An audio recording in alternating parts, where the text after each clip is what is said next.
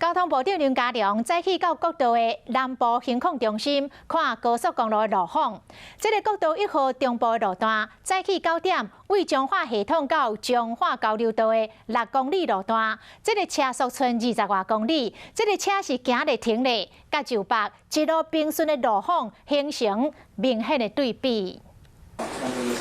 交通部长林佳龙一透早就来到高工局南部交通控制中心，来关心国庆连假头一天每一个路段的状况。拖吊起来，对，他先把人救出来之后，再进行作战的。对电视顶就看到有并车的事故，但是伊表示高速公路也阁算顺，有几个高塔车的所在要特别注意。这个加强的这个交通疏运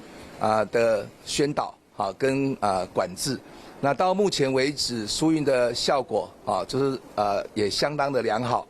特别是国道大致是顺畅。伫国道1号中部的路段透早有袂少状况，因为国道实施交流道的管制，国道1号主线车道对南下188公里的王田路段车道愈来愈多，不过车的速度也阁有90至100公里，但是过了南下192公里来到彰化系统交流道。 可能是受到车祸事故的影响，速度只剩50公里，后边嘛渐渐来塞车。为着要避免大塞车，高工局嘛会开放路肩，予世代车来行，观察上新路况来做应变。